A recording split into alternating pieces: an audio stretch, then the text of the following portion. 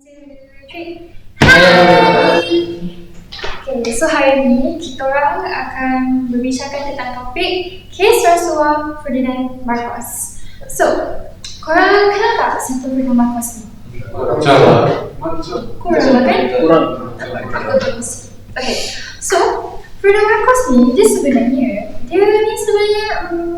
wira perang, dia war hero, dia berkhidmat dalam tentera pada Perang Dunia Kedua, dan selepas tu dia start untuk jadi Perdana Menteri Filipina dan dia dilantik sebagai Perdana Filipina yang ke-10. Dan sebenarnya awal tu dia Perdana Menteri yang okey, yang orang beri kepercayaan, yang orang beri harapan. Tapi selepas a few years macam tu, tiba-tiba lah startlah kontroversi berkenaan dengan Ferdinand Marcos ni. So, dia sebenarnya one of the longest Perdana Menteri yang dekat Asia Tenggara ni yang menakluk Filipina tu, sebab dia menakluk Filipina tu selama 2 dekad, iaitu pada 1965 sampai 1986. Which is lama kan untuk Perdana Menteri ni. Tak pernah kan dengan Perdana Menteri macam tu lama-lama kan? Lepas tu, sebenarnya dia ni awal-awal tu dia dipilih secara demokratik. So, bukanlah dia pilih secara kabel. So, kiranya awal-awal tu orang percaya dekat dia. Orang memang ada harapan untuk dia majukan Filipina tu. Sebab apa? Dia menjanjikan pembangunan ekonomi Filipina, dia menjanjikan pembangunan infrastruktur kat Filipina tu juga. So, orang berharap kan? Kita pun sukalah dengar kan negara kita nak maju. Tapi semua start jatuh bila Marcos ni sendiri dia mengisytiharkan satu undang-undang iaitu martial law pada tahun 1972. So start dekat situ tentera diberi kuasa yang banyak, rakyat tak ada kebebasan, media dikawal. Lepas tu kat situ semakin teruk diorang punya ekonomi Filipina dan semakin macam jadi lah Ferdinand Marcos sebenarnya. Tapi kenapa dia buat martial law kan? Tapi pada aku sebenarnya dia buat martial law ni sebab dia nak mengawalkan dia punya hak untuk berasuah, untuk continue rasuah tu kan. Tapi besar juga kan skala rasuah dia? Besar. Setahu kita lah kan, dia punya rasuah ni sebesar 5 hingga 10 bilion US dollar. Itu antara kes rasuah terbesar di dunia itu. Dia memang terbesar di dunia, sehingga dia kena masuk dalam Guinness World Record as rompakan terbesar lah kerajaan. Jadi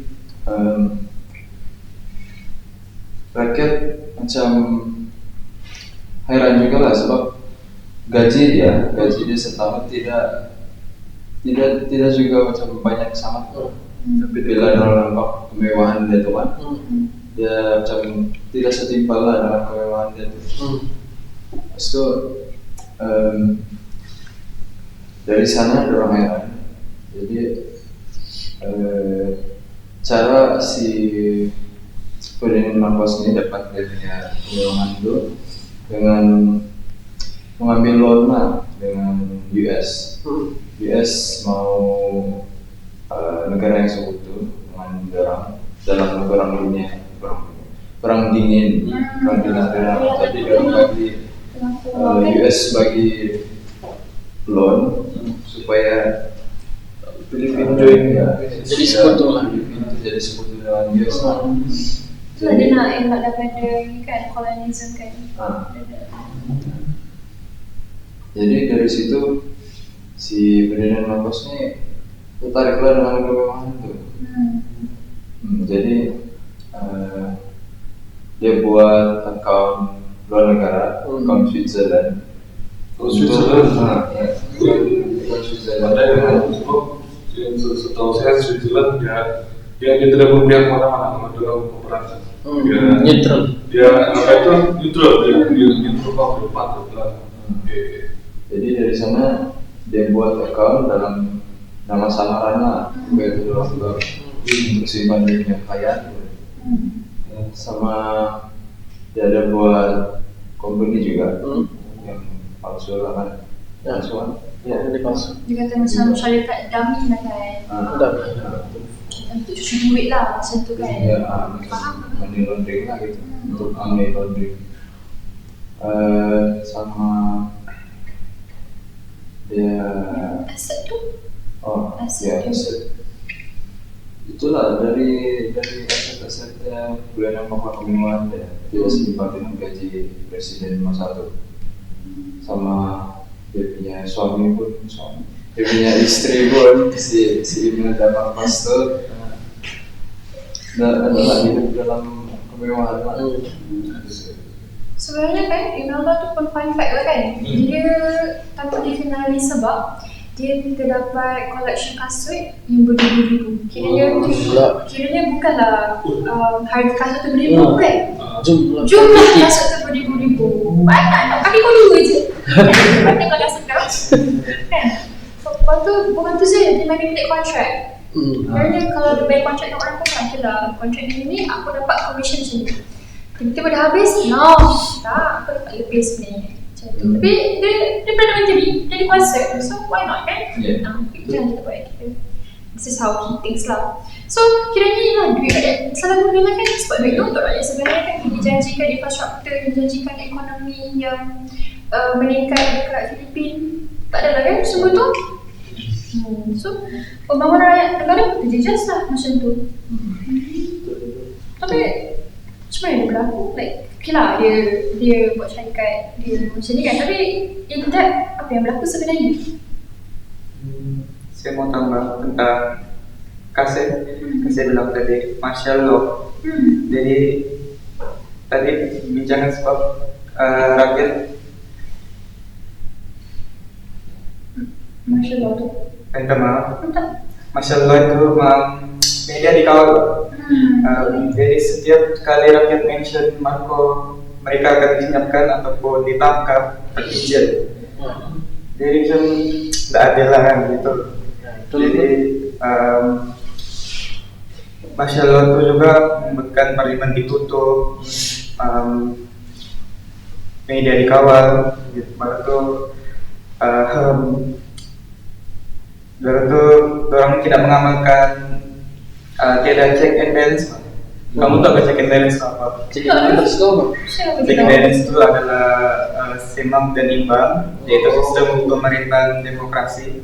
Macam negara kita kan mengamalkan itu, yang dimana doktrin pengasingan kuasa eksekutif, legislatif dan hakiman. Jadi saya rasa parlimen itu menjadi lemah karena Marco tidak menggunakan itu. Dan rakyat pun kesian lah, dia dapat mengeluarkan suara mereka, sedikit-sedikit nak tangkap, sedikit-sedikit disenyapkan.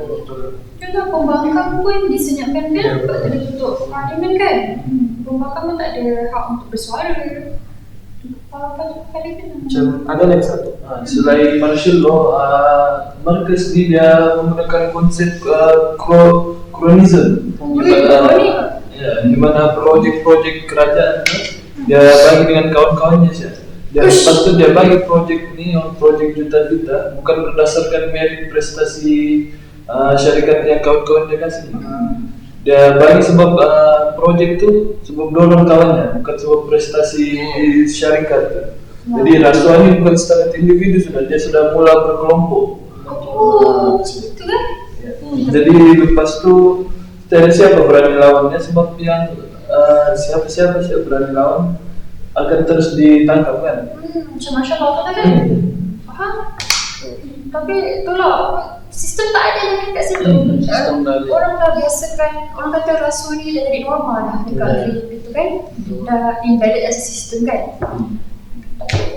Dia secara berstruktur juga kan. Rasuah bukan saja ahli politik, which is antara dia dengan menteri-menteri gitu kan. Termasuk perniagaan juga, perniagaan company yang berkeluarga tu juga kan, yang dia bagi projek tu institusi kerajaan pun sama kan. Jadi kat situ boleh dikatakan rasuah susah dikesan sebab dia bukan saja satu industri. So bila dah banyak tak ada nampak obvious sangat. Melainkan kalau kerajaan je yang ni tak juga kan. So nampaklah so nampak macam everything is normal. Sebab semua antara diorang benda tu balance. Tapi bila sampai kat rakyat nampaklah perbezaan dekat situ lah kan. Lepas tu rakyat pun takut juga lah tak nak bersuara sebab martial law. Orang tak berani lah sebab yelah kau bersuara sikit kau masuk jail. Kau tak ada hak untuk bersuara. Kau pun tak boleh nak membangkang. Sikit-sikit ditangkap, sikit-sikit ditangkap. Dan tangkap tu dia tak dibicarakan tau. Terus tangkap apa? Terus tangkap lah. Dia nampak kau tangkap lah terus. Jadi lawyer tak boleh lawyer. Tak boleh kau lawyer. ada orang yang boleh backup kau. Disumbat kau masuk jail terus. Patutlah rakyat tak berani melawan. Ya. Tapi kat sini besar tak kesan kat negara dengan rakyat. Betul. Besar, betul-betul besar. Jadi ada 4 aspek yang terjejas gara-gara rasuah ni. Yang pertama ialah ekonomi. Jadi semenjak si Marcos menjadi presiden ni, semenjak dia pinjam duit sama Amerika, dia awal-awal tuh oke lagi, masih 600.000. Makin lama dia pinjam makin tinggi. Jadi hal ini menyebabkan hutang di Filipina itu semakin meningkat lah, semakin tinggi. Jadi bila semakin tinggi, inflasi pun meningkat. Harga barang, macam harga barang, keperluan, makanan gitu, semua melonjak naik. Jadi hal ini menyebabkan rakyat-rakyat yang miskin ini susah lah untuk bertahan hidup, dorong menderita. Terus tuh disebabkan Filipina ini dia punya track record banyak rasuah yang dilakukan oleh Perdana Menteri dorong sendiri. Jadi pelabur luar ini dia terjejas lah, dorong nggak percaya sama Filipina. Udah berani masuk. Ya, dorong nggak berani masuk untuk melabur di Filipina. Yang aspek yang kedua ialah sosial. Sosial ini adalah kesan paling ketara disebabkan oleh kes rasuah Ferdinand Marcos. Jadi rakyat-rakyat yang miskin ini kan gara-gara ekonomi terjejas, dorang ini banyak yang kena buang kerja. Jadi dorang tidak sumber penghasilan, dorang miskin kan apa itu. Tapi beza dengan golongan elit yang ada hubungan sama si Marcos, dorang ini makin kaya sebab dorang diberikan proyek kan untuk membina infrastruktur negara gitu. Jadi duit itu berpusing di antara dorang kan. Yang di golongan miskin ini tidak. Jadi ada satu pepatah tuh yang miskin makin miskin, yang kaya makin kaya. Jadi bila sudah rakyat lihat kan yang golongan elit nih, dorong nih hidup mewah-mewah, foya-foya semua, barang pun mahal-mahal. Dorong nih timbullah rasa marah dekat si Marcos nih. Oke, aspek yang ketiga ialah politik. Disebabkan rasuah ini image politik di Filipina dia nampak lemah. Macam yang si Kase bilang tadi, parlimen sampai dibubarkan gara-gara rasuah ini lah, gara-gara untuk si Marcos ini untuk defend drumnya rasuah supaya tidak siapa yang boleh lawan. Jadi segala institusi dalam kerajaan ini dia jadi rusak lah sebab semua pun berasuah. Kalau semua berasuah memang rusak. Biasa kan? Ya, orang sudah mendarah daging lah. Rasuah tuh. Lepas itu yang aspek terakhir ialah jangka panjang. Lepas si Marcos ini jatuh, dia kesannya masih ada. Ya, sampai sekarang. Rakyat Filipina masih menderita disebabkan hutang-hutang yang perlu dibayar lah. Susah lah nak pulih macam tu. Ya, susah nak pulih. hutang macam tu. Mana lagi berbilion-bilion orang punya hutang. Lepas tu gara-gara seorang, semua rakyat yang perlu bayar.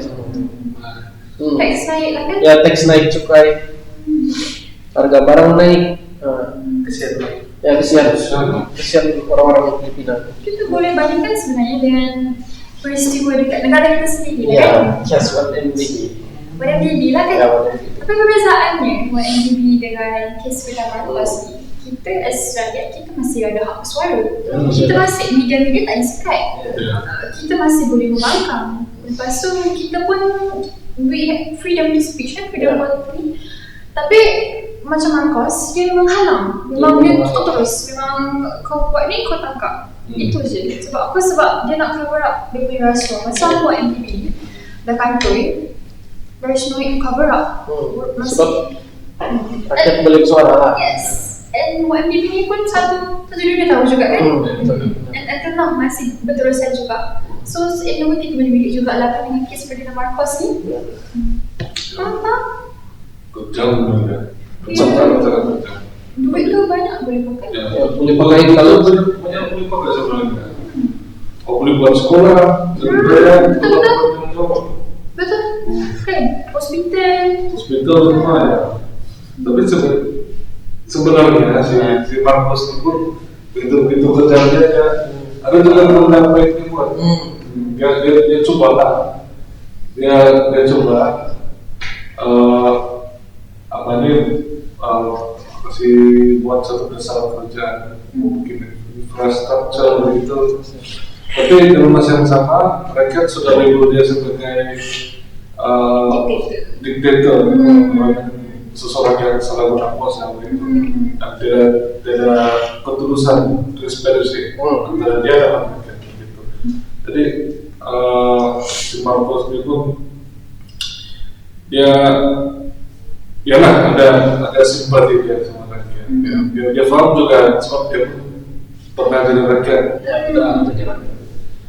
Tapi sudah ada level begitu, so dia tidak support sudah. Sebab secara orang yang beda, orang tentang dia punya rasuah kan. Dia pun dibuka oleh kuasa, duit kan. So siapa nak kan. Ya betul. Tapi tahu tak, in the end, Las Marcos ni dia bukan voted out. Jadi dia pada next tu bukannya orang tak vote lagi, tapi dia telah melarikan diri dia. Macam mana tahu? Orang tak nak berlawan sebab ada martial law kan. Orang tak berani nak bersuara, orang tak berani untuk membangkang dia kan. Tapi agaknya rakyat Filipina dia orang dah muak lah. Dah penat kan hidup sesehari macam ni. Kau sendiri nampak kau punya pemimpin yang berjanji macam-macam hidup dengan mewah. Kawan-kawan dia hidup dengan mewah, tapi kau sini barang beras nak beli susah. Nak dapatkan barang untuk anak kau susah kan. Nak hidup pun kita tak boleh hidup. So kat situ Filipina diorang dah start revolusi. Pada tahun 1946 diorang start buat People's Power Revolution. Dan pada tahun yang sama juga lah Ferdinand Marcos ni berhenti jadi Perdana Menteri. Bukan sebab dia step down, bukan. Dia lari dari dia. Dia lari pergi mana? Hawaii. Jauhnya Kan? jauh. Boleh tenang-tenang kat Hawaii. Kau boleh buat lepak kat sana dengan hidup. Dia kau macam tak ada. Kan? Tak ada kasihan. Kau tinggalkan rakyat macam tu je. Tu kata kanting dengan ekonomi jatuh. Dengan tak ada pelaburannya. Dengan tak ada orang untuk tolong rakyat ni kan. Tapi umur tak panjang. Sebab 3 tahun lepas dia lari ke Hawaii tu 1946 dia mati. Old age lah. Ya, old age lah. Yelah. Tapi kesannya macam tu lah kan. Kau dah bagi banyak kesusahan kepada rakyat. In the end kau lari kau mati macam tu je. Macam tak ada backup plan. Tak ada lah siapa nak tolong rakyat tu. And until now rakyat menderita. And until now ada orang yang kena bayar balik duit Marcos yang berbilion-bilion tu. And until now rakyat pun susah nak percaya dekat kerajaan. Sebab dalam kerajaan almost semua berkelompok dengan dia. So kita pun tak boleh nak expect benda ni akan pulih dalam masa terdekat. Even though dah almost 2 decade, dah almost 3 decades lah kan insiden ni. Tapi nak buat macam mana kan? Tapi rasanya kita pun boleh belajar lah juga a bit pasal kes Marcos ni. Kita boleh reflect juga lah dekat diri sebab kalau berjaya dekat negara lain, dia tak mustahil tak dekat kita juga. Kan? So rasanya kita kena awas lah, benda ni perlu dikawal sebab sejarah boleh diulang semula.